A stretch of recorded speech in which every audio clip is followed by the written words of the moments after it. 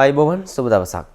TV7 නාලිකාව ඔස්සේ සුභාවිත ගීතයේ කරුත වැඩසටහන් මාලාවේ තවත් අපි හරවත් වැඩසටහනක් ඔබට සමීප කරන්නට මේ අපේක්ෂා කරන්නේ. ඔබ දන්නවා ශ්‍රී ලාංකීය භාෂා ශෛලිය කියන්නේ විශේෂයෙන්ම සිංහල භාෂාව කියන අපේ ජීවිතයට වඩාත්ම සමීප භාෂාවක්. ඒ වගේම තමයි බුදුදහමත් එක්ක නැත්නම් බෞද්ධ දර්ශනයත් එක්ක සිංහල භාෂාව පෝෂණය වීමත් සමගින්ම ගීත සාහිත්‍යය තුළ බෞද්ධ වචන නැත්නම් අපි කියන ආගමික ස්වරූපයක් ගත්ත භාෂා උරුවක් අපි දකිනවා. ඒ අනුව මම හිතන්නේ අද එවන් වූ බෞද්ධකමත් එක්ක නැත්නම් තථාගත දර්ශනයත් එක්ක සංකලනය වුණු වටිනා කියන ගීත නිර්මාණයක් සම්බන්ධව අපි මේ කතා බහ කරන සූදානම් නිසා අපි අපේ මැදිරියට සම්බන්ධ වුණු ඊටමත් මේ ගීතේ පදවල අයිතිය තිබෙන ඒ වගේම ගායනයේ ඒ ගායනය තුලින් මිනිසුන්ගේ දසවන් වලට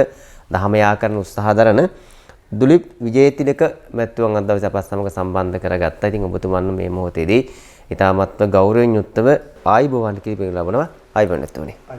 අද දවසේ අපි මේ කතා කරන ගීතය තුල ගත්තොතින් මම හිතන්නේ ගීත රස දෙන බණ පදයක් නැත්තම් බණ කියූ ගීතයක් කියලා කිව්වොත් නිවැරදි.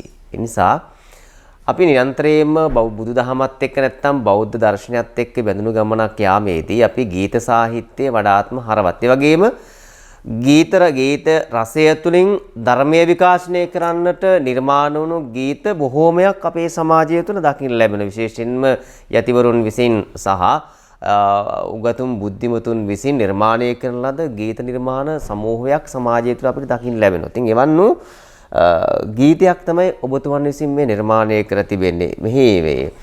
මෙවන් වූ ගීතයක් නිර්මාණය කරන්නට පාදක වුණු පරිසරයක් තිබෙන ඕනෑම කෙනෙකුට ගීතයක් නිර්මාණය කරන්න නැත්නම් පදවලක් නිර්මාණය කරන්නට යම්කිසි වටපිටාවක් සහ එහි ගැඹුණු කතාන්දරයක් තිබෙනවා. අපි එතනින් අපේ සාකච්ඡාව ආරම්භ කරමු. ඉන්දික මං හිතන්නේ ඔයා කෙටියෙන් නමුත් බොහොම වටිනා ආකාරයට මේ සාකච්ඡාවට මුලපිරුව කියලා මට කියන්න පුළුවන්.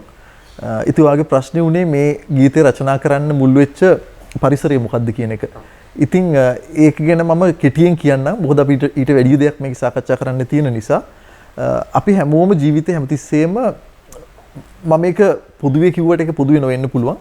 නමුත් බොහෝ දෙනෙක් නිතරම පීඩාවකින් තමයි ජීවිතේ ජීවත් වෙන්නේ. ඒ කියන්නේ අපි යමක් හොයනවා ඒ හොයන දේ ලැබෙන්නේ නැහැ. අපි හොයන දේ අතනින් හම්බුයි මෙතනින් හම්බුයි කියලා බොහෝ පාරවල් වල යන නමුත් එක්සිතේන අපිට හම්බෙන්නේ නැහැ. ඉතින් මේකට පාරක් හොයන කෙනෙකුට යම්කිසි දවසක මාවතක් හම්බ වෙනවා. ඒ අවංක උත්සාහයේ ප්‍රතිඵලයක් විදියට. ඒ අන්නේ මාවත හම්බුනාට පස්සේ මාවතයා ගමන් කළ බලනවා. එහෙම ගමන් කළ බැලුවට පස්සේ යාට දවසක තේරෙනවා මේක තමයි මෙන්න මේ ප්‍රශ්නෙන් නිදහස් වෙන්න තියෙන එකම පාර.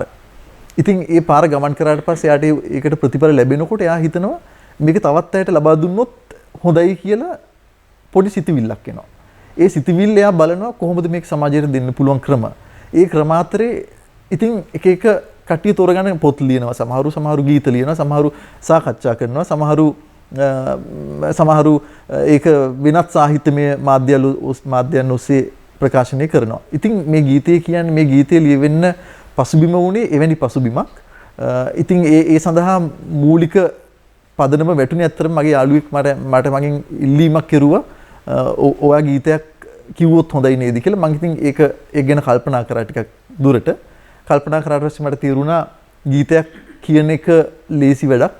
හැබැයි ගීතයක් ලියන එක ලේසි වැඩක් නෙවෙයි කියන එක. හොඳ තනුවක් එක්ක ඇවිල්ලා. ඒ අනුව මම ගීත රචනා බොහෝමයක් මගේ මිත්‍රයන්ගෙන් වගේම දන්න අඳුරන අයගෙන් ඉල්ලගත්තා. ඒ ගීත රචනා එකකවත් හැබැයි මම හොයන අර්ථේ මතුුනේ නැහැ. ඒ ගීත රචනා හුඟක් ලස්සනයි. ඒව කිසි අඩුපාඩුවක් තිබුණේ නැහැ. නමුත් මම හොයන එක තිබුණ නැති නිසා මම හිතුවා මමම මේක ලිව්වොත් හොඳයි කියලා. මම ඒ පිළිබඳව සෑහෙන අධ්‍යයනයක යෙදුණා. මොකද්ද ඇත්තටම මට ලියන්න ඕන? මොකද්ද මේකෙන් ලියවෙන්න ඕනේ කාරණාව කියන එක. එහෙම මම මාස ගාණක් කල්පනා කරලා එක්තරා අවස්ථාවක මට ඒ අදහස ආවා හදිසියෙම. ආපෙලයි මම බොහොම කෙටි කාලෙකින් විනාඩි 5ක් වගේ කෙටි කාලයක් ඇතුළත මුළු පදවැල් ටිකම එකපාර ලියලා දැම්ම. කිසිම වෙනසක් කරේ නැහැ පදවැල් වලට. ඊට පස්සේ මම එහෙම තමයි ඉන්දික මේකට ඇත්තටම පරිසරය සකස් වුණේ. මම හිතන්නේ එතුමන්ට මේ ගීත නිර්මාණය කිරීම සඳහා පාදක වුණු කාරණාවන් පිළිබඳව මනා විග්‍රහයක් ලබා දුන්නා. මම ඔබතුමන් නැවත වරක් විමසනවා. විශේෂයෙන්ම මේ මේ ගීතේ මේ පදවැල් වල තිබෙන මතු පිටින් ස්පර්ශය කරොත් මේ විවිධ වූ අර්ථකථනයන් දෙන්න පුළුවන්. අසව් බිදීගේ දි รา පත් ජනේලය තුලින් ඈතින් පෙනෙන ඕවිත. ඕවිත කිව්වන් පස්සේ මතක් වෙන්නේ ගම්දනව් වල අපි දකින මේ ඕවිත. ගමත් එක්ක මම හිතන්නේ මේ සම්බන්ධ වෙනවා. වටේ දුවනා දරු පැටවු දැක කබල් S2 සිනාසය. මේ කබල් S2 කියන වචනේ සමහරක් විට බොහෝ තැන්වල නැහැ. S2 ගැන කිව්වත් කබල් කියන වචනේ නැහැ. හැබැයි ඔබතුමා මේ තුලින් වටිනාගෙන පණිවිඩයක් ලබා දෙන්න උත්සාහ කරනවා. අපි ඒ ගැන චුට්ටක් කතා කරමු. හොඳයි. ඉන්දික ඔතනදී මම ඔකට ඔයාපු ප්‍රශ්නෙට කෙලින්ම උත්තරය දෙන්න කලින් එක්තරා පැහැදිලිවීමක් කර යුතුමයි. ගීත රචකයා ගීතේ ලියන්නේ ආගේ හිතේ තියෙන යම්කිසි අදහසක් හරහා. හැබැයි ඒ ගීතය අහන කෙනාට පූර්ණ අයිතියක් තියෙන මේ ගීතය පිළිබඳ ඕනි විදිහකට හිතන්න. ඒ හින්දා මේ සාකච්ඡාවේ මම බලාපොරොත්තු වෙන්නේ නැහැ මේ ගීතය අහන අයගේ ඒ පූර්ණ නිදහස අවහිර කරන්න මම කිසිසේත් බලාපොරොත්තු වෙන්නේ නැහැ. මෙතන මම මේ මාවත තෝරගත්තේ මේ ගීතය ලියපු කෙනා හැටියට මොකද්ද මේකෙන් කියන එක ජනතාව අතරට දෙන්න විතරයි. හැබැයි මම බලාපොරොත්තු වෙන්නේ නැහැ ජනතාව මේ ගීතය අහලා රස වින්දනය කරන අර්ථය ඒකෙන් එයා ලබන ධර්මය පොඩ්ඩක්වත් වෙනස් කරන්න මම බලාපොරොත්තු වෙන්නේ නැහැ. ඉතින් මේ පළවෙනි පදවල ගැන ඉන්දික විශේෂයෙන් අහපු නිසා ඔක පටන් ගන්නේ අසව් බිදී ගිය දි รา පත් ජනේලය කියන වචන. දැන් අසව්වක් බිඳිලා ගිය දිරච්ච ජනේලයක් කියන එකේ ඇත්තටම අර්ථය අපිට හොඳට පැහැදිලි. ඒකේ ලෞකික අර්ථයක් තියෙනවා. ඒ කියන්නේ එහෙම ජනේලයක් කවදාවත් වහන්න බෑ. ඒක ඇරලමයි තියන්න වෙන්නේ. ඉතින් එවැනි විවෘත වූ ජනේලයක් හරහා තමයි කවුරු කෙනෙක් එළිය බලන්නේ ඕවිත දිහා. ඉතින් එහෙම කියද්දි මම මේක හංගන්න අවශ්‍ය නැහැ මේ ගීතේ සම්පූර්ණ විස්තර වෙන්නේ රහතන් වහන්සේ නමක්ගේ චරිතය පිළිබඳව. ඇත්තටම ඒ චරිතය මට මේ විදියටමයි කියලා කියන්න අයිතියක් නැහැ. මොකද මම රහතන් වහන්සේ නමක් නොවන නිසා. හැබැයි මම ලොකු උත්සාහයක් ගත්තා එන්නේ මාර්ගසිත පිළිබඳව මේ ගීතය ඔස්සේ ජනතාව අතරට ලබා දෙන්න. ඒක කොච්චර පිරිසිදු චිත්ත ස්වභාවයක්ද ඒක මොනතරම් නිර්මල චිත්ත ස්වභාවයක්ද කියන එක පෙන්වුම් කරන්න. ඉතින් රහතන් වහන්සේ කියන්නේ සත්‍ය වශයෙන්ම කිව්වොත් විවෘතභාවයේ අන්තයට ගිය කෙනෙක්. ඒ කියන්නේ එයාට හංගන්න හෝ නොහංග ඉන්න කියලා දෙයක් මං හිතන්නේ එහෙම දෘෂ්ටියක් තියෙයි කියලා. ඉතින් අසව් බිඳලා ගිය දි รา පත් ජනේලයක් තුලින් දකින්නකොට ඒ කියන්නේ ප්‍රඥා ඇහින් ඒ කෙනා දකින්නකොට එයාට දකින්න හම්බෙන්නේ මේ ඕවිත වටේ දුවන පොඩි ළමයි. ඉතින් මේකේ ඕවිත කියන එකෙන් මම ඇත්තටම අදහස් කරන්නේ මේ සසර කියන එක. ඕවිත කියන එක අපි කවුරුත් බොහෝ විට දැකලා තියෙන තැනක්. ඒක බොහෝ විලාට රවුමක ස්වභාවයක් ගන්න. ඉතින් ඒක වටේ දුවද්දි කොහොමත් ඕවිත තියෙන වෙලක් මැද්දේ. ඉතින් ඒ වටේ දුවද්දි දුවල එන්න වෙන්නේ එකම තැනකට තමයි එන්න වෙන්නේ. ඉතින් මේ සසර කියන එක අවබෝධ කරගත්තේ නැති කෙනෙක් ඒ සසර කියන එක නොදන්නා කම නිසා ඒ තුලම මුළු ජීවිතේම හසුරවනවා. ඉතින් මේ රහතන් වහන්සේ මෙහෙම අයව දැකලා මේ දරු පැටවු කියලා කියන එකේ තේරුම ඒ අවිද්‍යාවෙන් බරිත වෙච්ච සමූහ ජනයා කියන එක. ඉතින් ඒ රහතන් වහන්සේ එවැනි අය දිහා බලලා කාරුණික වශයෙන් ඒ කියන්නේ ඒක බොහොම සංවේගය පහළ කරන අවස්ථාවක්. දැන් කබල්ලස් දෙකෙන් කවදක්වත් hina වෙන්න බෑ. ඔතන කබල්ලස් කියන එකේ අර්ථය ඇත්තටම නිරෝධව වෙච්ච ඇස් කියන එක. රහතන් වහන්සේගේ ආයතන නිරෝධයි. මං හිතන්නේ ඒක දන්න කෙනා දන්නවා. ඉතින් මේ කබල්ලස් කියන එකේ තේරුම ඒ වැඩ කරන්නේ නැති ඇස් ඒවා. ඉතින් ඒ ඇස් වලින් කවදක්වත් පේන්න විදියක් නැහැ හරියට. ඉතින් නිරෝධ වෙච්ච හැකින් hina වෙන්නත් බෑ. සමච්චලයට hina වෙන්නේ. ඒ හින්දා ඒකේ අර්ථය ඒකේ විරුද්ධ අර්ථය එන්නේ. ඒ රහතන් වහන්සේ එවැනි මිනිසුන් දිහා බලලා කරුණාවෙන් සහ සංවේගයෙන් කාලය ගත කරනවා. ඉතින් මේ පළවෙනි පදවලේ අර්ථය ඒ ආකාරයෙන් ගන්න පුළුවන් ඉන්දික. මම හිතන්නේ හොඳ විවරණයක් ලබා දුන්නා. ඒ ඕනෑම කෙනෙකුට ධර්මයේ කියන මේ කාරණාව ඊටමත් සමීපයි. මේ ධාම කියලා තියෙන මිනිස්සුගේ හිත නිවා ගන්නට. නැත්නම් මේ සසර ගමන කියන කාරණා පිළිබඳ අපි මතු පිටින් ස්පර්ශය කරත් එහි මහත් වූ ගැඹුරක් තිබෙනවා. අපි බුදුදහම කියලා කිව්වට මේක දහමක් නෙවෙයි හැමෝම දන්නවා මේක දර්ශනයක් කියලා. දර්ශනයත් තුළ ගන්තරගත දේ බොහෝ දේ තිබෙනවා. අපි බුදුන්ගෙන් බොහෝ අපි නොදැනුවත්කම නිසා බුදුන්ගෙන් බොහෝ දේ ඉල්ලුවත් අපි බුදුන්ගෙන් ඉල්ලන දේවල් අපිට ලබා ගන්න හැකියාවක් නැහැ. ඒ නිසා අපි ඉල්ලීම් කළ යුත්තේ දෙවියන්ගෙන් කියලා සමාජය විශ්වාස කරනවා. ඒකත් එක්ක මම හිතන්නේ ඔබතුමා මේ කියා දෙන කරුණ වඩාත්ම පැහැදිලි.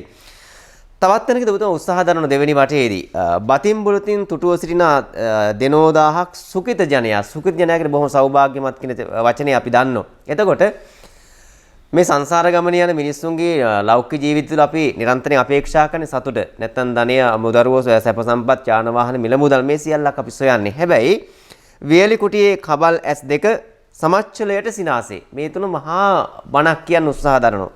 ඒකනේ චුට්ටක් පැහැදිලි කිරීමක් කරොත් ඔබතුමා. ඉන්දික ඔතනදී මම නැවත වාරයක් ඕකේ විස්තරේ හරියටම කියන්න ඉස්සෙල්ලා මෙන්න මේ කතාව කියලා ඉන්න ඕනේ. ඒ තමයි ඕකෙන් අර්ථ ගැන්වෙන්නේ නැහැ මිනිහෙකුට බතින් බුලතින් සරුව සතුටු වෙන්න බෑ කියන එක. එහෙම කිව්වොත් ඒක වැරදි. මොකද මේ කෙනෙක්ට ඕන තරම් මිල මුදල් හම්බ කරන්න පුළුවන්. ධන ධාන්‍ය ඇති කරගන්න පුළුවන්. දරුමල්ලෝ ඉන්න පුළුවන්. හොඳ පෞල් ජීවිතයක් ගත කරන්න පුළුවන්. ඉතින් ඒ මිල මුදල් හම්බ කරනවා කියන එක මේ මාර්ගය අවබෝධ කරගන්න ගැටලුවක් නෙවෙයි. මොකද අපි අතරේ තියෙන වැරදි අදහසක් මේ මෙන්න මේ මාර්ගය නිවන් මාර්ග අවබෝධ කරන්න යනකොට අපිට මේ භෞතික දේවල් වලින් අහක් වෙන්න ඕනේ වගේ කතාවක්.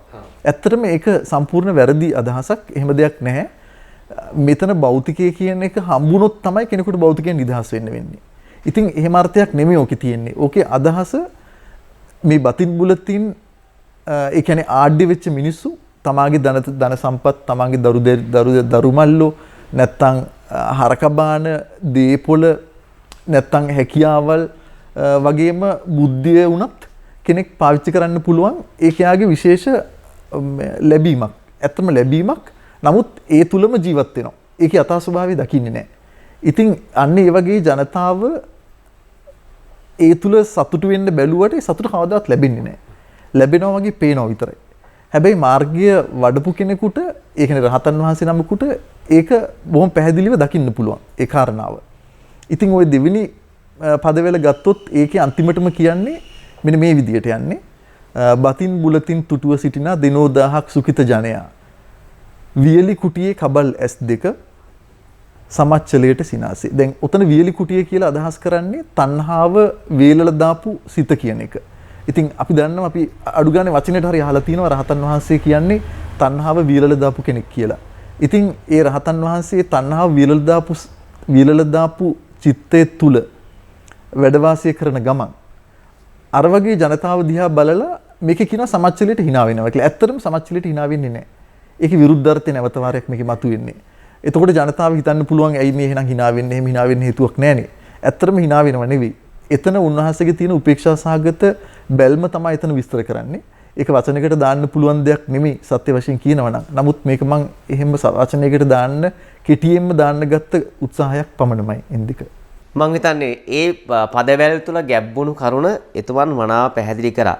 ඔබටත් මෙය අවබෝධ කරගන්න හැකියාවක් ලැබේ. අපි ඒ සියල්ලටම අත්ෙන් මේ ගීතය ටිකක් අහලා ඉමු නැත්තම් රස විඳලා ඉමු.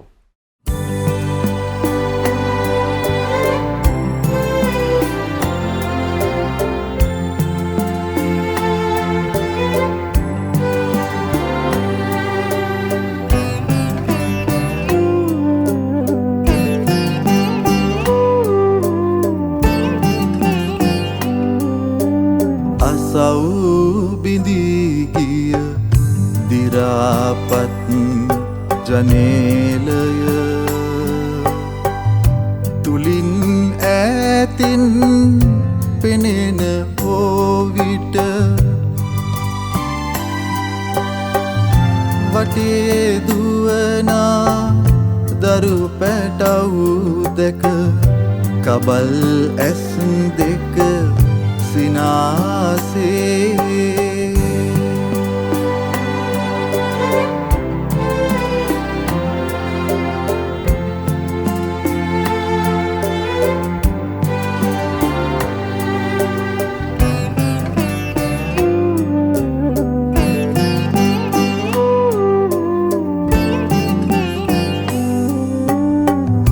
බතින් බුලතින් තුටුව සිටිනා දිනෝ 1000ක් සුඛිත ජනයා වියලි කුටියේ කබල් S2 සමච්චලයට සිනාසේ අසව් බිඳී ගිය දිරාපත් ජනේලය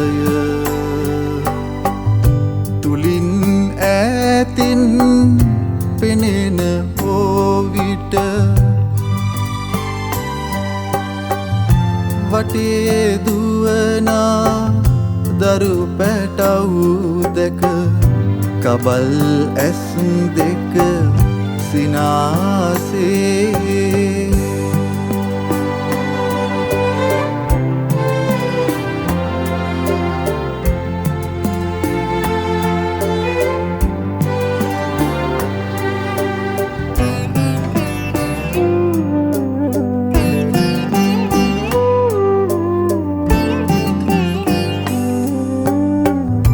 කාට කියමිද කෙලෙස කියමිද බැඳුණු තැන් නැති බැඳුණු අය නැති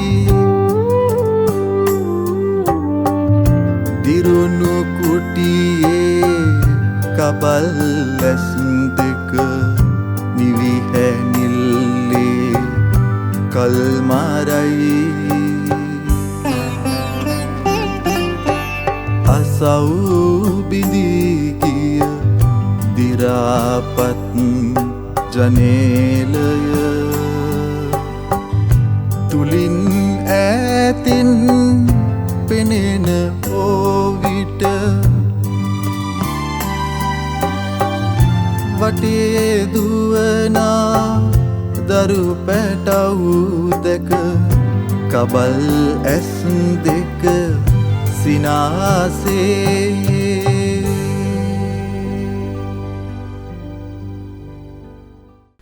ගීතය තුළ අන්තර්ගත කරුණු නැත්නම් සමාජයට ලබා දෙන්න උත්සාහ කරන පණිවිඩය ධර්මයේ තුළ ඇති සියුම් තැන් ස්පර්ශය කරපු ආකාරය ඔබට මං හිතන්නේ අවබෝධ වෙන්නේ නැති. සියලු කෙලෙසුම් ප්‍රහීන කරපු රහත් උත්තමයෙක්ගේ චිත්තය පිළිබඳව තමයි ඊතුමන් මේ කියන්නට උත්සාහ දරලා තිබෙන්නේ. ඊතුමන්ට දැනෙන ප්‍රමාණයට. හැබැයි ධර්මයේ කියන්නේ මහා සාගරයක් බඳුයි. ඒක චූටි කියන්නේ ඒක අපි විග්‍රහ කරන තරම් අංශු ප්‍රමාණයක් තමයි අපි මේ කියන්න උත්සාහ දරලා තිබෙන්නේ. ඒකත් මම හිතන්නේ ඒකට කියන්නත් වචනයක් නෑ වගේ අංශු ප්‍රමාණයක්වත් ඒකත් වැඩි වගේ. ඒ නිසා මේ කියන පදවැල් වල තියෙන අර්ථය ඔබට මනාව තේරුම් ගන්න හැකියාවක් ලැබේ. මම ඔබතුමන්ගේ නැවත විමසීමක් කරනවා. විශේෂයෙන්ම මේ අවසාන වශයෙන් මේ පදවැල් තුල බොහෝ අයට ජීවිතයේ යථාර්ථය අවබෝධ කරවන්නට උත්සාහ කරන ආකාරයක් පේනවා. කාට කියමිද කෙලෙස කියමිද බැඳුණු තැන් නැති බැඳුණු අය නැති.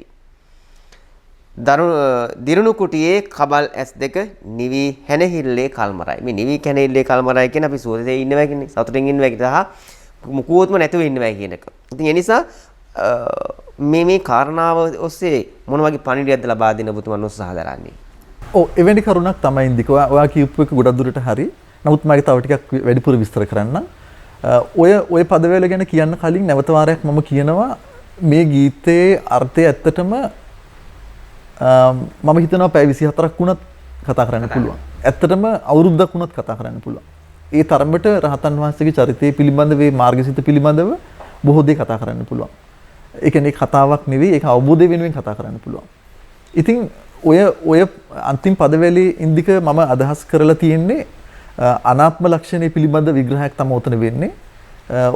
ඔයාලට පේනවා ඇති පළවෙනි පදයේ තියෙනවා කාට කියමිද කෙලෙස කියමිද බැඳුණු තැන් නැති බැඳුණු අය නැති.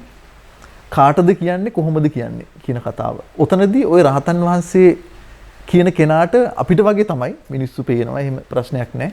අඳුර ගන්න පුළුවන් ඉන්දිකාවුත් ඉන්දික් කියලා අඳුර ගන්නවා. දුලිප්පාව දුලිප් කියලා අඳුර ගන්නවා. ගහකුල අඳුර ගන්නවා. එහෙම ප්‍රශ්නයක් නෙවෙයි. නමුත් අපිට වගේ මේ තියෙනවා කියන සංඥාවකින් හම්බෙන්නේ නැහැ කිසි දෙයක්. ඒ කියන්නේ නැහැ කියන සංඥාවෙන් හම්බෙනවත් නෙවෙයි.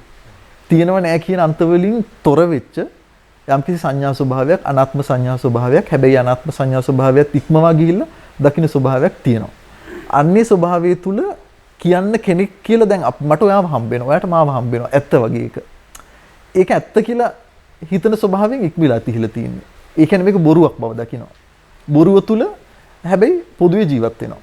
ඉතින් කාටද කියන්නේ මේ කොහොමද කියන්නේ කියන එක තේරුම මේ පරම සත්‍ය කියන ඉන්දික නිර්පේක්ෂ වූ සත්‍යයක්. ඒක සාපේක්ෂ සත්‍යයක් නෙවෙයි. ඉතින් නිර්පේක්ෂ සත්‍ය කවදාවත් වචනයකට විස්තර කරන්න බෑ. ඒක වචනකින් කියන්න පුළුවන් දෙයක් නෙමෙයි. ඒකට හොඳ උදාහරණයක් මම ඉන්දිකට කියන්නම්. මම ඉන්දිකට කිව්වොත් අඹ රහ ගැන මට කියන්න කියලා. ඔයා අඹරහ ගැන විස්තර කරයි සෑහෙන්න. ඒකේ තියෙන විද්‍යාත්මක නාමය ඔස්සේ නැත්නම් ඒකේ තියෙන සංඝටක ඔස්සේ නැත්නම් ඒකේ තියෙන ඒහා සමාන රසවල ඔස්සේ සෑහෙන විස්තරයක් කරන්න උත්සාහ කරා ඉන්දික. හැබැයි ඉන්දිකට අඹරහ කියන එක හරියටම මට වචනකින් කියන්න බෑ නේද කවදාවත්. ඉන්දිකට මට කියන්න පුළුවන් වෙන්නේ අඹ ගෙඩියක් දීලා මේක කාලා බලන්න කියලා. අන්න ඒ වගේ තමයි. මෙන්න මේ පරම සත්‍ය කියන එක කවදාවත් වචනයකට දාන්න බෑ. මොකද ඒක වචනයකට එහා ගිය එකක් වචනයකට අයිති එකක් නෙවෙයි. ඉතින් ඒ නිසා තමයි මේ මෙතන විස්තර කරන්නේ කොහොමද මේක කියන්නේ කියලා. බැඳුණු තැන් නැහැ, බැඳුණු අය නැහැ. දැන් අපේ ජීවිත ගත්තොත් අපිට හෙට යන්න තැනක් තියෙනවා. ඒ තැන් එක්ක අපි බැඳිලා ඉන්නවා සමහර ලාවට. අපි සලාට යාළු මිත්‍රෝ ගෙවල් දොරවල අපේ ළමයි ලපටි දරුමුණු බුරෝ නැත්තම් දෙමව්පියෝ එක්ක අපි ඒ කියන්නේ බැඳීමකින් අපිට ඒගොල්ලෝ ඉන්නව වෙනවා. අපිට ඒගොල්ලෝට මොන හරි වුණොත් ඒක ප්‍රශ්නයක් වෙනවා අපිට. අපේ ජීවිතේ ලොකු කඩාවැටීමක් වෙනවා ඒක. ඉතින් ඒත් රහතන් වහන්සේගේ චිත්තය තුල එහෙම එකක් නැහැ. එහෙම ස්වභාවයක් නැහැ. ඒ ස්වභාවය ඉක්මවා ගිහිල්ලා. ඉතින් බැඳුණු තැන් බැඳුණු ආය නැති ස්වභාවයක් තියෙනවා. ඉතින් ওই පදවැලේ පළවෙනි පේලි දෙකේ එක. එතකොට දිරුණු කුටියේ කබල්ලස් දෙක කිව්වහම කෙනෙකුට හිතෙන්න පුළුවන් මේ දිරච්ච කුටියක් ගැන කියන්නේ කියලා. ඔය එහෙම ගත්තට කමක් නැහැ. හැබැයි ඔතන දිරච්ච කුටිය කියන එකෙන් අදහස් කරන්නේ ඉන්දික හලෙති මම හිතනවා හලෙති කියලා සංයෝජන ධර්ම 10ක් ගැන බුදු දේශනාවේ තියෙනවා. සක්කාය දිට්ඨි විචිකිච්ඡා වලින් පටන් ගත්තාම කාමරාග පටිගේ විදියට ගිහලා අන්තිමටම රූපරාග අරූපරාග මානුද්දච්ච විඥා කියලා 10කින් ඔන්න ඔය සංයෝජන ධර්ම 10 සුණු විසුණු කරලා දාලා ඉන්නවා කියන එකේ තේරුම. ඉතින් එහෙම කෙනෙක්ගේ ඒ කුටිය දිරලා තින්නේ. ඒ කඩාගෙන වැටලා එතන ආයේ හදන්න දෙයක් ඉතුරු වෙලා නැහැ. එතකොට ඒ රහතන් වහන්සේ ඒ දිරුණු කුටියේ ඉන්න රහතන් වහන්සේ සංයෝජන ධර්ම දුරු කරපු රහතන් වහන්සේ නිවිනැල්ලේ කල් මරනවා. ඒ නිවිනැල්ලේ කල් මරනවා කියන එකේ තේරුම හරියට නිකන් පඩියක් ගන්න බලාගෙන ඉන්න මිනිසෙක් වගේ මාසෙ අන්තිමට පිරිනිවන් පාන්නේ කවදද කියලා බලාගෙන ඉන්නේ. ඉතින් පිරිනිවන් පානවා කියන එක අපි හිතන එක නෙමෙයි. දැන් අපිට සම්මතයේ මරණයක් තියෙනවා. ඒ සම්මතයේ මරණය පිළිබඳව අපි බොහොම දුක් වෙනවා. අපි සතුටු වෙන්නේ නැහැනේ සම්මතයේ මරණය පිළිබඳව. නමුත් ඉන්දික හල ඇති දැන් අපේ ශාස්ත්‍රුන් වහන්සේ ගත්තොත් බුදුහාමුදුරුවෝ ගත්තොත් ඉපදීම බුදු වීම පිරිනිවන් පෑම කියන තුනම මංගල කාරණා වෙනවා. දැන් පිරිනිවන් පෑම කොහොමද මංගල කාරණාවක් වෙන්නේ? ඒක අපිට නෙවෙයි. ඒක මංගල කාරණාවක් වෙන්නේ ඒ පුද්ගලයාට. ඉතින් රහතන් වහන්සේට පිරිනිවන් පාන එක මංගල කාරණාවක්. ඉතින් ඒ විනුවෙන් නිවිනල්ලේ බලාගෙන ඉන්නවා. ඉතින් මේ අන්තිම පදවලේ අර්ථය ඇත්තටම ඒක තමයි. මම හිතන්නේ මේ ගීතයේ තුලම සම්පූර්ණ ගීතයේ පුරාවටම මහා බණක් කියන්නට එතුමන් උත්සාහ දරලා තිබෙනවා. ඒ නිසා දහම් රසය කියලා කියන්නේ මිනිසුන්ගේ හිත නිවන්නට, ඒ වගේම මේ සංසාර ගමනින් එතරවන්ට සකස් කරන මාර්ගයක්. ඒ නිසා ගීතයත් තුළින් දහම් රසයක් දෙන්න උත්සාහ කරනවා කියන ඉතාමත්ම බලවත් වූ කාරණාවක්. ඒ වගේම බොහෝ දුරට ගීත නිර්මාණයන් බිහි වෙනවා. ආදරයේ සම්බන්ධය, ප්‍රේමයේ සම්බන්ධය, විරහගේ විරහව සම්බන්ධව සහ ජාත්‍යාලේ රට පිළිබඳව බොහෝ දේ කිව්වත් ධර්මයේ පිළිබඳව ගීතයක් නිර්මාණය කරන එක ඉතාමත් පරිස්සමෙන් කරන්න ඕන දෙයක්. ඒ හේතුව තමයි දහමත් දර්ශනයත් එක්ක ආගමත් එක්ක කරුණු කාරණාවන් හුවමාරු කර ගැනීමේදී පරිස්සම් විය යුතුයි. ඒ නිසා විශේෂයෙන් ලංකාව තුළ. ඒ නිසා මම හිතන්නේ තුමන් වටිනා කියන අදහසක් දෙන්න උත්සාහ දරලා අවසාන වශයෙන් මේ ගීත මේ පදවැල් හරහා මේ සසර ගමනින් එතරවන්ට උත්සාහ දරන මේ ලෞකික ජීවිත තුළ ගමන් කරන ලෞකික ජීවිතයේ යථාර්ථය අවබෝධ කරගන්න උත්සාහ දරන සහ කර නොගත් අයට පණිවිඩ ලබා දෙන්න තියෙනවා. අවසන් වශයෙන් මොන වගේ පණිවිඩයක්ද ඔබතුමන් සමාජයට ලබා දෙන්නේ? ඔව් ඒ ප්‍රශ්න උත්තර දෙන්න කලින් ඉන්දික මම මතක් කරන්න ඕන ආචාර්ය රෝණවීරසිංහ මහත්මයා මේ වෙලාවේදී මම මේ ගීතේ රචනා කළා. මම හිතුවා මේකට තනුවක් නිර්මාණය කරන්න කාටද දෙන්න කියලා. මම අහපු හැම කෙනෙක්ම මට කිව්වේ ඔයා දැන්ට ලංකාවේ ඉන්න හොඳම කෙනාට දෙන්න කියන එක. ඉතින් මම කල්පනා කරා එතුමාගේ තියෙන ඒ ස්වභාවයත් ඒ තියෙන එතුමාගේ තියෙන ජීවිතයේ තියෙන හරය වගේම අත්දැකීම් සමුදාය බැලුවාම මට හිතුණා මේ ගීතයට මම උපරිම සාධාරණත්වයක් කරන්න ඕනේ. ඒක ඒ සාධාරණත්වයේ කොච්චරද කියලා මට ගැන තීරුමක් ගන්න හරි අමාරු වුණා. ඉතින් ඒ නිසා මම හිතුවා මම දන්න අය අතරේ හොඳම කෙනාට මේක දෙන්න ඕනේ කියලා මම එතුමත් එක්ක කතා බහ කරලා ඉතුව මට මම හිතුවටත් වැඩි ඉක්මනට ඒ ගීතයට තනුව ලියලා ඒ රෙකෝඩින් එක කළා දුන්නා. ඉතින් ඒක මම මතක් කරන්න ඕනේ මේ වෙලාවේ එතුමා ඒගත් උත්සාහයට මගේ කෘතඥතාවයත් පළ කරන්න ඕන. එතකොට ඉන්දිකගේ ප්‍රශ්නෙට ආවොත් ඉන්දික ගීතයක් කරහා ඇත්තටම කෙනෙකුට ජීවිතයේ අවබෝධයක් ලබා ගන්න පුළුවන්. ඇත්තටම ගීතය කියන්නේ මේ වරදක් ඇති කාරණාවක් නෙවෙයි. දැන් බොහෝ අය හිතනවා මේ ගීත අහන එක නිකන් ලොකු වැරද්දක් වගේ. ඒ කියන්නේ මේ සින්දු අහා ඉන්නවා මේ පිස්සු වැඩක් වගේ. ඇත්තටම එහෙම දෙයක් නැහැ. ඒ ගීතයේ අර්ථය මොකක් වුණත් සත්‍ය වශයෙන් කිව්වොත් මම පුද්ගලයෙක් විදියට පැරණි ගීත හොඳයි අලුත් ගීත හොඳ නැහැ කියලා මම වෙන්කිරීමක් කරන්නෙම නැහැ. ඇයි ඒකට හේතුව ඒ හැම ගීතම රස විඳින කෙනෙක් මේ ලෝකේ කොහේ හරි තැනක ඉන්නවා අස්සක මුල්ලක. ඉතින් එහෙම එක්කෙනෙක් හිටියත් ඒ කිනාට කරන අසාධාරණයක් වෙනව නේද? ඒ ගීතේ පිළිබඳ අපි වැරදි අර්ථකථනයක් දුන්නොත් ඒ හින්දා එහෙම කරන්නේ නැහැ. ඉතින් මේ ගීතය අහන කෙනෙක් මේ ගීතයේ අර්ථය තවදුරටත් ගැඹුරින් බැලුවොත් කල්යාණ මිත්‍ර සේවනය ආරම්භ කරොත් හරිම කල්යාණ මිත්‍ර සේවනය ආරම්භ කරොත් මම හිතනවා ඒගොල්ලන්ට අරහත්ත්වයට පත් වෙනවා කියන එක තනතුරක් නෙවෙයි. ඒක බොරු අත්දකින්න ස්වභාවයක්. අන්නේ ස්වභාවයට වැඩි කල් නොගිහින් පත් වෙන්න පුළුවන්. මේ ගීතේ ලියන්න ඇත්තටම මට මූලිකම වෙච්ච කාරණාවත් ඒකම තමයි. මගේ මිත්‍රයා මට ලියන්න කිව්වා තමයි. නමුත් ඒ ලියන්න කිව්ව හින්දා මට ඕන එකක් ලියන්න තිබුණානේ. නමුත් මෙවැනි තීම් එකක් තෝරගත්තේ මම ඒක ඒ තරම් වටින නිසා. ඉතින් මට පොදුවේ කියන්න තියෙන්නේ මේ සාකච්ඡාව නරඹන සහ නරඹපු සියලු දෙනාටම දුකෙන් නිදහස් වෙන්න නෙවෙයි ඔබට දුක අවබෝධ කරගන්නයි තියෙන්නේ. දුක අවබෝධ කරගන්නවා කියන එක ඔබ හිතන තරම් අමාරු කාරණාවක් නෙමෙයි. ඒක ඔබ හිතන තරම් ලේසි කාරණාවකුත් නෙමෙයි. හැබැයි ඒක හරිම සියුම් කාරණාවක්. ඒක දන්න කෙනෙක්ගෙන් අහගන්නම වෙනවා. ඒක කවදාවත් පොතක් කියවලා අවබෝධ කරගන්න පුළුවන් එකක් නෙමෙයි. පොත් ලක්ෂයක් ලිව්වත් පොත් මිලියන ගාණක් ලිව්වත් ඒ ඔක්කොම කියවුවත් ඔක අවබෝධ කරගන්න බෑ. ඒක සාකච්ඡාවකින් වෙන දෙයක්. ඉතින් මම කියන්නේ ප්‍රමාද වෙන්නේ නැතුව මේක අවබෝධ කරගන්න. කළා සතුටින් නිදහසේ ජීවත් වෙන්න. හොඳයි ඉන්දික. මම මේ අවස්ථාව ප්‍රයෝජනයක් කරගන්නවා TV7 නාලිකාවට කෘතඥතාවය පළ කරන්න. මොකද ඒකට හේතුව TV7 නාලිකාවේ බාරකාරීත්වය දරන පුෂ්පික මහත්මයා මට කීප වතාවක් කතා කළේ කොහොම මේ ගීතයේ අර්ථය අපි සමාජයට ඉක්මනටම දෙන්න ඕනේ. මොකද ඒක එහෙම නොදුන්නොත් ඒ ගීතයට සාධාරණත්වයට ඉෂ්ට වෙන්නේ නැහැ කියලා. ඉතින් පුෂ්පික මහත්මයා මට මේ සම්බන්ධව බොහෝම කතා කරලා තියෙනවා. මේකේ අර්ථය මොකක්ද කියලා හරියට තේරුම් ගන්න සෑහෙන උත්සාහයක් ගත්තා. මම ඉතින් එතුමාට ලියලත් යවුවා. සමහරවිට ටෙලිෆෝන් එකෙත් විස්තර කරලා දුන්නා. ඉතින් මේ ආරාධනාව මම උගක් කැමැත්තෙන් බාරගත්තා. මොකද මේක සමහර කෙනෙකුට හිතෙන්න පුළුවන් මේක බොහොම සරල සාකච්ඡාවක් කියලා. හැබැයි මේ සාකච්ඡාව ගැඹුරට කවුරු කෙනෙක් ගිහිල්ලා බැලුවොත් ඒගොල්ලෝ තම තමාට ගැළපෙන කල්යාණ මිත්‍රයෝ හොයාගත්තොත් මේ අර්ථය මතු කරගත්තොත් ඒගොල්ලන්ගේ ජීවිතෙන් නිදහස් වෙන්න පුළුවන්. ඉතින් නැවත වාරයක් ඉන්දිකටත් මේක ඊටාම පිළිවෙලට පියකරු විදියට මෙහෙපු ඉන්දිකටත් මම මේ වෙලාවේදී කෘතඥතාවය පළ කරනවා ඉන්දික. ඔයා අහපු ප්‍රශ්න වල තිබිච්ච ස්වභාවය එක්තරා විදිහකින් වාගේ චරිතයක් පිළිබිඹු කරනවා. ඇත්තටම කිව්වොත් ඒ නිවිච්ච ස්වභාවයක් ඔයා තුලත් මම හිතන්නේ සහජව තියෙන බවක් පේනවා. ඒ වගේම අපි බොහෝ දෙනෙක්ට මේක තියෙන දෙයක්. අපි මේක එළියට අරගෙන මේකෙන් නිදහස් වෙන්න මම හිතන්නේ ඉක්මනට වැඩපිළිවෙලක් යොදා ගන්න වෙනවා අපි හැමෝටම.